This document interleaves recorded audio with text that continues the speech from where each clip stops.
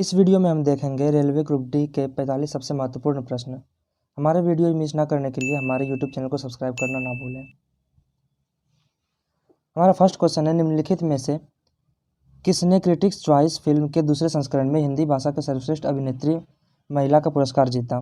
तो महिला का पुरस्कार जो है वो 2020 में मार्च 2020 में गीतिका विद्या ओल्यान ने जीता था।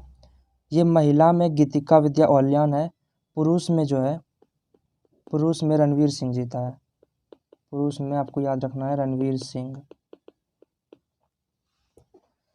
क्वेश्चन नंबर 2 है, ओक्रिया गैसों की संयोजकता क्या होती है? ओक्रिया गैस जो होती है वो हमारे आवर्त सारणी में सबसे लास्ट वाले ग्रुप में होती है, ग्रुप नंबर 18 में। ग्रुप नंबर 18 में जो है वो हीलियम, नियॉन, ऑर्गन, क्रिप्टन, जेनन और रेडन है। ये सबका संयोजकता जो है हमेशा 0 होता है, तो इसका ऑप्शन नंबर 20 सही आंसर होगा। नेक्स्ट क्वेश्चन है, कंप्यूटर विज्ञान में आमतौर पर इस्तेमाल किए जाने वाले संक्षिप्त नाम GUI का पूर्ण रूप क्या है? GUI का पूर्ण रूप होता है graphical user interface, option number B. Question number 4 है, काले चावल के रूप में लोकप्रिय चकाओ सुगंधित चावल को GI पंजीकरण मिला है। इसकी खेती सदियों से निम्न में से किस राज्य में की जाती है? GI इसमें भौगोलिक संकेत है। इसकी खेती मुख्य रूप से मणिपुर में की जाती है। इसका ऑप्शन नंबर डी सही आंसर होगा। क्वेश्चन नंबर 5, हाइब्रेशन के दौरान मेढक निम्नलिखित में से किसके द्वारा श्वसन करता है? इसका सही आंसर केवल त्वचा होगा। मेढक जो है अपनी नम त्वचा से सर्दियों में हाइब्रेशन के दौरान सांस लेता है। इसे त्वचीय श्वसन के रूप में जाना जाता है, तो इसका सही आंसर डी होगा। क्वेश्चन नंबर 6 है, निम्नलिखित में से कौन सा संवैधानिक निकाय नहीं है? इसमें संवैधानिक निकाय राष्ट्रीय महिला आयोग ये नहीं है। राष्ट्रीय महिला आयोग संवैधानिक निकाय के अंतर्गत नहीं आता है। यह भारत सरकार का संवैधानिक निकाय है जो महिलाओं को प्रभावित करने वाले सभी नीतिगत मामलों पर सरकार को सलाह देने से संबंधित है, तो इसका आंसर डी होगा, option number. Question number 7, bacteria की खोज किसने की? बैक्टीरिया की खोज ल्यूवेनहॉक ने की थी 1683 में, तो इसका सही आंसर ऑप्शन नंबर बी होगा। क्वेश्चन नंबर 8 है, कौन सा अंग भोजन का मुख्य पाचक और अवशोषक है? छोटी आंत इसका आंसर होगा, ऑप्शन नंबर डी। छोटी आंत भोजन का मुख्य पाचक और अवशोषक है। इसमें ग्रहणी, मध्यांत्र और शेषांत्र नामक 3 भाग होते हैं, इसका आंसर डी होगा सही। क्वेश्चन नंबर 9 है, निम्नलिखित में से किसे क्विक सिल्वर कहा जाता है? क्विक सिल्वर, सिल्वर है इसका मतलब चांदी होगा, ऐसा नहीं है। क्विक सिल्वर मर्क्यूरी को कहा जाता है। मर्क्यूरी जो है इसका परमाणु संख्या 80 है। मर्क्यूरी 12 नंबर ग्रुप में आता है आवर्त सारणी में, तो इसका सही आंसर डी होगा। क्वेश्चन नंबर 10 की तरफ बढ़ते हैं। जून 2020 में वाजिद खान का निधन हो गया। वह निम्नलिखित में से किस क्षेत्र से संबंधित थे? वाजिद खान जो है वो गायक थे। वाजिद खान वैसे तो संगीतकार, निर्देशक और गायक तीनों थे, लेकिन इसमें ऑप्शन में गायक है, तो इसका आंसर गायक होगा। वाजिद खान किडनी की बीमारियों से पीड़ित थे और कुछ महीने पहले उसका किडनी का प्रत्यारोपण भी हुआ था, तो इसका सही आंसर बी होगा। क्वेश्चन नंबर 11 है, बैरोमीटर का आविष्कार किसने किया? वायुमंडलीय दाब को मापने के लिए इसका उपयोग किया जाता है बैरोमीटर का। बैरोमीटर आपको याद रखना है, बैरोमीटर का जो यूज होता है वो वायुमंडलीय दाब को मापने में होता है। इसका जो आविष्कार किया था वो ई टोरिसेली है। इसका सही आंसर ए नंबर होगा, ई टोरिसेली। इसका आविष्कार हुआ था 1643 में। क्वेश्चंस क्विज के लिए आप हमारे टेलीग्राम चैनल को ज्वाइन कर सकते हैं, जिसका इंटरफेस कुछ ऐसा है। लिंक आपको डिस्क्रिप्शन में मिल जाएगा।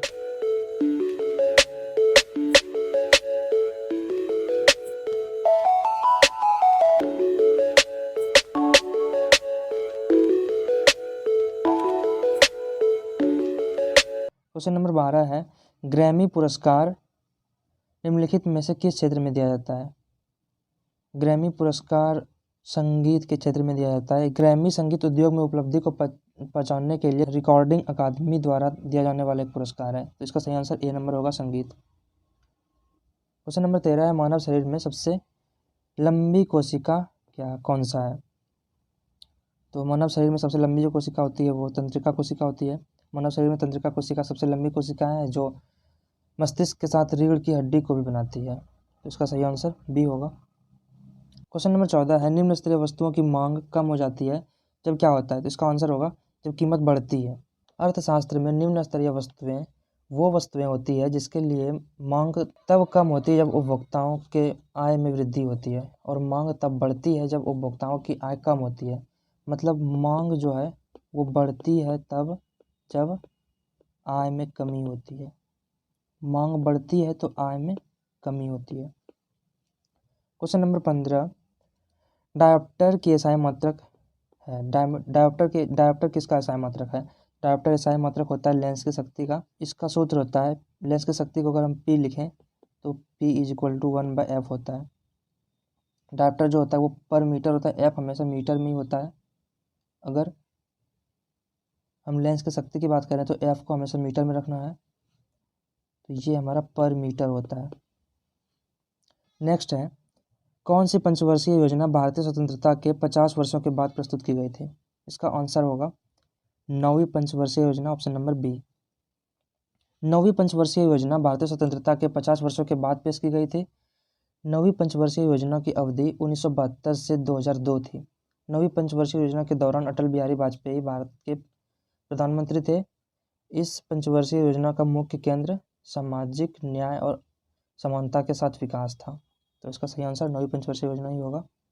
इस समय जो हमारे प्रधानमंत्री थे भारत के, वो अटल बिहारी वाजपेयी थे। अटल बिहारी वाजपेयी उसमें प्रधानमंत्री थे। निम्नलिखित में से कौन सा परमाणु संलयन के सिद्धांत पर आधारित है? परमाणु संलयन के सिद्धांत पर आधारित हाइड्रोजन बम होगा सही आंसर इसका। नेक्स्ट है, मई 2020 में कौन विश्व की सबसे अधिक वेतन पाने वाले महिला एथलीट बन गई है? तो इसका आंसर जो होगा वो नाओमी ओसाका। जापानी टेनिस स्टार नाओमी ओसाका विश्व की सबसे ज़्यादा वेतन प्राप्त करने वाले महिला एथलीट बन गई है। उन्होंने 12 महीने में, बस 12 मंथ में ही 37.4 मिलियन अमेरिकी डॉलर पैसे कमाए थे। ये उसका रिकॉर्ड था। क्वेश्चन नंबर 19 है, इलेक्ट्रोमीटर का उपयोग किसको मापने के लिए किया जाता है? इलेक्ट्रोमीटर का उपयोग हमेशा दूध का विशिष्ट गुरुत्व को मापने के लिए किया जाता है। दूध की विशिष्टता को मापने के लिए इलेक्ट्रोमीटर का उपयोग किया जाता है। इसका ऑप्शन नंबर ए सही आंसर होगा। 20 है, पत्ती के बीच में मौजूद मोटे सिरे को क्या कहा जाता है? पत्ती के बीच में जो स्थित मोटा सिरा होता है वो उसको मध्य सिरा कहते हैं। बीच में स्थित होता है तो उसको मध्य सिरा ही कहते हैं। ऑप्शन नंबर ए इसका सही आंसर होगा। 21 है, निम्न में से किस धमनी या सिरा में अवरोध आ जाने के कारण दिल का दौरा पड़ता है? ऑक्सीजन युक्त रक्त का प्रवाह हृदय की मांसपेशी के एक हिस्से के अचानक अवरुद्ध हो जाने से रुक जाता है, जिससे हृदय को ऑक्सीजन नहीं मिल पाती है, जिस कारण दिल का दौरा पड़ता है। यह प्रायः तब होता है जब कोरोनरी धमनी अवरुद्ध हो जाती है और ऑक्सीजन की आपूर्ति नहीं हो पाती है। तो इसका आंसर जो होगा कोरोनरी धमनी होगा। ऑप्शन नंबर डी सही आंसर होगा इसका। 22 है, निम्नलिखित में से कौन सी शासक राजवंश की राजधानी सही ढंग से मेल नहीं खाती है? तो इसका आंसर होगा option number C, Chalukya Tanjore. ये गलत है, तो ये बोल रहा है कौन सी मेल नहीं खाती है, तो आंसर यही होगा ऑप्शन नंबर सी। नेक्स्ट है, आवर्त सारणी के 18वें समूह में कितने तत्व मौजूद होते हैं? इसका आंसर होगा 7। 18वें समूह में जो होते हैं वो सारे अक्रिय गैसीय होते हैं। नेक्स्ट है, टेहरी बांध किस नदी पर बना है? टेहरी बांध भारत का सबसे बड़ा बांध है और ये दुनिया में सबसे ऊंचा बांध भी है। यह उत्तराखंड में टेहरी के पास भागीरथी नदी पर एक बहुउद्देशीय और मिट्टी पर बांध है। तो इसका आंसर जो होगा भागीरथी होगा। भागीरथी नदी पर बना हुआ है टेहरी बांध, ऑप्शन नंबर बी। 25 है, क्योटो प्रोटोकॉल किसके साथ जुड़ा है? क्योटो प्रोटोकॉल एक अंतर्राष्ट्रीय संधि है जो 1992 के जलवायु परिवर्तन पर संयुक्त राष्ट्र फ्रेमवर्क कन्वेंशन की अवधि को बढ़ाती है। तो इसका आंसर जो होगा वो जलवायु परिवर्तन होगा, जिसके अंतर्गत राज्य दलों पर ग्रीन हाउस गैस उत्सर्जन को कम करने का उत्तरदायित्व है। क्वेश्चन नंबर 26 है, गुरुत्वाकर्षण बल का गुरुत्व कितने के बराबर होता है? गुरुत्वाकर्षण बल का गुरुत्व जो होता है वो द्रव्यमान और त्वरण के उत्पाद के बराबर होता है। द्रव्यमान और त्वरण जिस ऑप्शन में ए नंबर है, द्रव्यमान गुरुत्वाकर्षण बल के कारण द्रव्यमान और त्वरण का उत्पाद। ये होगा। क्वेश्चन नंबर 27 है, रग्बी फुटबॉल में एक टीम में कितने खिलाड़ी होते हैं? बहुत ही सिंपल क्वेश्चन है, इसका आंसर होगा 15। नेक्स्ट है, एशियाई विकास बैंक ADB का मुख्य कार्यालय कहाँ है? ADB का मुख्य कार्यालय पूछ रहा है। ADB का मुख्य कार्यालय फिलीपींस में है, फिलीपींस में मनीला में है। ऑप्शन नंबर ए इसका सही आंसर होगा। 29। एंथ्रेसाइट कोयले में कितना कार्बन होता है? एंथ्रेसाइट कोयला में जो है वो 91% कार्बन होता है। ऑप्शन नंबर ए होगा इसका। 30 नंबर है, निम्नलिखित में से कौन सा सबसे अच्छा अग्निशामक है? सबसे अच्छा अग्निशामक कार्बन डाइऑक्साइड है। ये अग्नि को जलने नहीं देता है। कार्बन डाइऑक्साइड जब डालते हैं अग्नि पर तो वो वहाँ से ऑक्सीजन को हटा देता है और खुद उस पर अग्नि पर हावी हो जाता है। तो ऑप्शन नंबर सी होगा इसका आंसर। 31 है, निम्न में से कौन ड्रामा श्रेणी में पुलित्जर 2020 का विजेता है? तो इसका आंसर होगा Michael are Jackson. Michael are Jackson drama श्रेणी में पुलित्जर 2020 का विजेता है। 32 है, निम्नलिखित में से किस पुर्तगाली गवर्नर ने ब्लू वाटर नीति पेश की? 32 है, निम्नलिखित में से किस पुर्तगाली गवर्नर ने ब्लू वाटर की नीति पेश की? ब्लू वाटर की नीति पेश की थी फ्रांसिस्को डी अल्मीडा ने। पुर्तगाली governor Francisco de Almeida blue water की नीति शुरू की थी। नीति के अनुसार पुर्तगालियों को अरब सागर और हिंद महासागर में एकमात्र व्यापार स्वामित्व होना चाहिए। नेक्स्ट है, निम्नलिखित में से किस पुर्तगाली गवर्नर ने ब्लू वाटर की नीति पेश की? इसका सही आंसर होगा फ्रांसिस्को डी अल्मीडा। 33 है, निम्नलिखित में से कौन सी हवा को स्नो ईटर भी कहा जाता है? स्नो ईटर, इसका आंसर होगा option number B Chinook. Chinook को स्नो ईटर भी कहा जाता है। क्वेश्चन नंबर 34, सौर प्रणाली में किस ग्रह का सर्वाधिक पलायन वेग है? सर्वाधिक पलायन वेग बृहस्पति का होता है। पलायन वेग जो होता है वो गुरुत्वाकर्षण क्षेत्र से बचने के लिए किसी वस्तु द्वारा आवश्यक न्यूनतम वेग है। पृथ्वी का पलायन वेग 11.2 किलोमीटर पर सेकेंड है और बृहस्पति का जो होता है वो सबसे ज़्यादा होता है 59.5 किलोमीटर पर सेकेंड होता है बृहस्पति का। इसका आंसर सी नंबर होगा। 35 है, निम्नलिखित ग्रंथियों में से किसे मास्टर ग्रंथि के रूप में भी जाना जाता है? मास्टर ग्रंथि के रूप में पीयूषिका ग्रंथि को जाना जाता है। पीयूषिका ग्रंथि को मास्टर ग्रंथि कहा जाता है क्योंकि इसके अधिकांश हार्मोन अंतःस्राविक ग्रंथियों की गतिविधि को नियंत्रित करता है। इसका आंसर होगा ए। 36 नंबर है, गैलीना निम्नलिखित में से किस धातु का अयस्क है? गैलीना लेड यानी कि सीसा का अयस्क है। Option number C. 37 number, ozone छेद कैसे डैश जैसे रसायनों के कारण होता है? तो इसका आंसर होगा क्लोरोफ्लोरोकार्बन। बहुत ही सिंपल क्वेश्चन है। क्लोरोफ्लोरोकार्बन जो होता है वो मानव निर्मित ओजोन ह्रास का मुख्य कारण होता है। क्लोरोफ्लोरोकार्बन को ही हम CFC कहते हैं शॉर्ट में, CFC का जीवन काल लगभग 20 से 100 वर्ष होता है। 20 से 100 वर्ष होता है इसका जीवन काल। 38 है, निम्नलिखित में से कौन सा भंवर धारा यानी कि एडी करंट का अनुप्रयोग है? इसका आंसर होगा उपरोक्त सभी। ये सारे होते हैं इंडक्शन मोटर, स्पीडोमीटर और डेड पिट गैल्वेनोमीटर, ये सारे होंगे। ऑप्शन नंबर डी इसका सही आंसर होगा। 39 नंबर है, देश भर के स्कूली बच्चों के शैक्षणिक प्रदर्शन को ट्रैक करने के लिए मानव संसाधन विकास मंत्रालय द्वारा प्रस्तावित योजना का नाम क्या है? इसका आंसर होगा शाला अस्मिता। शाला अस्मिता मानव संसाधन विकास मंत्रालय द्वारा देश भर के स्कूली बच्चों के शैक्षणिक प्रदर्शन को ट्रैक करने के लिए प्रस्तावित योजना का नाम है। क्वेश्चन नंबर 40 है, समुद्री प्लास्टिक की समस्या से निपटने के लिए भारत ने किस देश के साथ महासागर वार्ता शुरू की है? इसका आंसर होगा नॉर्वे। भारत ने समुद्री प्लास्टिक के कूड़े की समस्या के समाधान में नॉर्वे के साथ महासागर वार्ता शुरू की।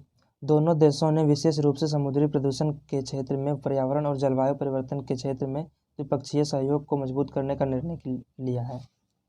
इसका आंसर होगा डी नॉर्वे। 41 है, वॉयस ऑफ कॉन्साइंस नामक पुस्तक के लेखक कौन है? इसका सही आंसर होगा ऑप्शन नंबर डी वीवी गिरी। ये भारत के चौथे राष्ट्रपति थे। 42 नंबर है, किसने मई 2020 को वीडियो कॉन्फ्रेंस के माध्यम से 73वीं विश्व स्वास्थ्य सभा में भाग लिया? इसका सही आंसर होगा डॉक्टर हर्षवर्धन। स्वास्थ्य मंत्री डॉक्टर हर्षवर्धन ने 18 मई 2020 को वीडियो कॉन्फ्रेंस के माध्यम से 73वीं विश्व स्वास्थ्य सभा में भाग लिया। उन्होंने भारत द्वारा कोविड प्रबंधन के लिए समयबद्ध, वर्गीकृत और सक्रिय उपायों पर प्रकाश डाला। तो इसका आंसर डी होगा।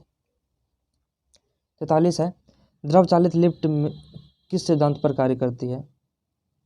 तो द्रव चालित लिफ्ट जो होता है वो पास्कल के सिद्धांत पर कार्य करती है। पास्कल के नियम के अनुसार असंपीड़ित तरल पदार्थ में पदार्थ के किसी स्थान पर लगाया गया बल बिना कम हुए समान द्रव के चारों तरफ संचारित हो जाता है। इसका आंसर पास्कल के नियम ही होगा। नेक्स्ट है, रक्तचाप में आवश्यक थ्रोम्बोप्लास्टिन डैश द्वारा उत्सर्जित होता है। थ्रोम्बोप्लास्टिन जो है वो प्लेटलेट्स द्वारा उत्सर्जित होता है। क्वेश्चन नंबर 45, जो कि हमारा इस वीडियो का लास्ट क्वेश्चन है, दूरदृष्टि दोष वाले व्यक्ति के लिए निकटतम बिंदु कितना होता है? तो सामान्य नेत्र के लिए निकटतम बिंदु जो होता है वो 25 सेंटीमीटर होता है, और दूरदृष्टि दोष वालों को निकट का वस्तु दिखाई नहीं देता है, तो इसका आंसर 25 सेंटीमीटर से अधिक होगा। तो ऑप्शन नंबर ए इसका सही आंसर होगा। Thanks for watching my video. अगर वीडियो पसंद आया हो तो वीडियो को लाइक करें और अपने फ्रेंड के साथ में शेयर करें। Bye bye, take care.